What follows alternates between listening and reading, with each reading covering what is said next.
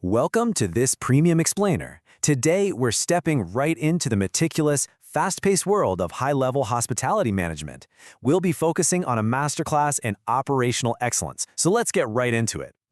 Hello and welcome. I am a hotel AI expert with extensive experience in modern hospitality operations and performance support. I am pleased to welcome all students of Europe Hotel School to your online learning journey. We look forward to supporting your professional growth in the hospitality industry. So, here's the roadmap for today's operational deep dive.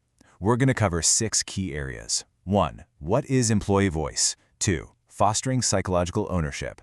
3. The architecture of feedback. 4. Participative decision-making. 5. Breaking down barriers. And finally, number 6, technology and authentic intent. Section 1. What is employee voice?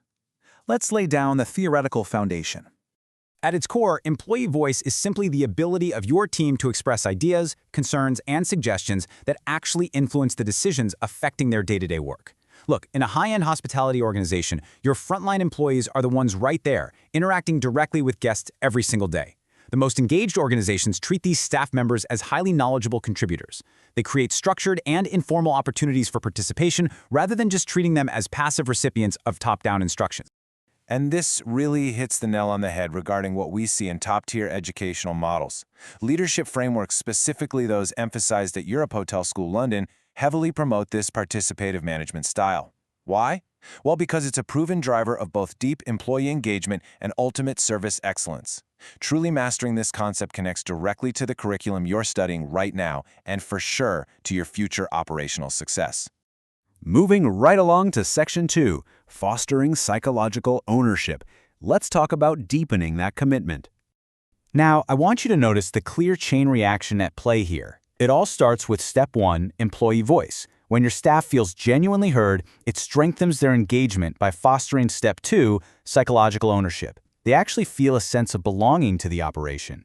And that ownership naturally leads to Step 3, discretionary effort. They're much more likely to care about the outcomes and go that extra mile. And of course, that discretionary effort feeds directly into Step 4, which is an improved guest experience. It's a total win-win. Let's think about how this plays out in a real-world setting, like say the floor of a luxury hotel or a premium restaurant. The tangible benefits are absolutely tremendous. You'll see improved service processes simply because the people actually doing the work are the ones refining it. You'll see incredibly innovative guest experiences emerge from their daily insights. And crucially, you achieve much higher staff morale. Seriously, these are the true markers of an elite operation. All right, Section 3, the architecture of feedback. We're looking at the structural mechanisms here. Take a look at the stark contrast between these two management styles. On the left, we've got top-down instructions. When feedback only flows one way, engagement actively weakens. It's just a given. But on the right, we have reciprocal feedback. This two-way flow is literally the engine of a healthy culture. It builds deep trust and continuous learning. It allows leaders to truly understand the on-the-ground employee experience, while still providing that necessary guidance and recognition. But hey, not all feedback is created equal, right? To make reciprocal feedback actually work, it has to meet 3 specific criteria. It must be timely, so addressed while it's still relevant. It has to be specific, focusing on exact behaviors or processes rather than vague generalities. And, above all, it must be respectful. These are the absolute hallmarks of effective communication that every future hospitality leader must master. No exceptions. Next up, Section 4, Participative Decision-Making. Now, I want to be super clear here to reassure anyone who might be stepping into a leadership role soon. Participation does not mean eliminating your managerial authority. Inviting employee voice doesn't mean abandoning your post or letting the inmates run the asylum, so to speak. Instead, it's about strategically involving employees exactly where their input is most relevant and valuable. It actually enhances your authority with ground-level intelligence. For instance, let's think about the immense value of those frontline contributions. Your staff interacting directly with guests can offer unmatched insights into guest preferences. They're usually the very first to spot operational inefficiencies, those bottlenecks and service flows that management might completely miss from the back office. By including your team in practical problem solving, you don't just get better solutions, you vastly enhance their commitment to actually executing those solutions.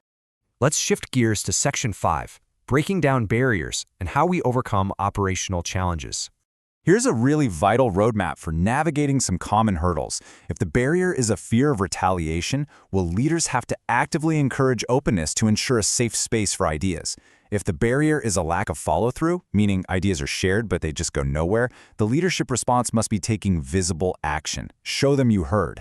And if rigid hierarchies are stifling communication, leaders have to respond constructively to dismantle that fear. Let me tell you, when employees see their input leading directly to visible action, profound trust is built.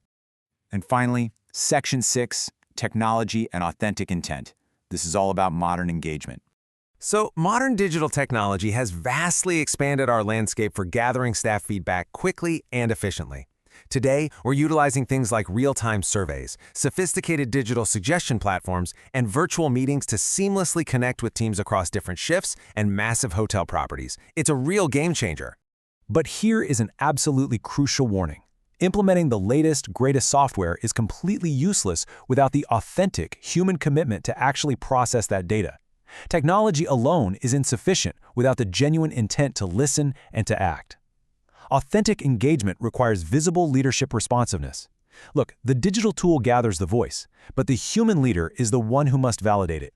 So to summarize our core thesis for this explainer, a culture that truly values employee voice fosters continuous improvement and incredible operational resilience. Your employees feel respected, they feel empowered, and that leads directly to higher engagement and crucial staff retention. In the hospitality industry, where your service quality relies entirely on human interaction, employee voice is not optional, it is absolutely essential.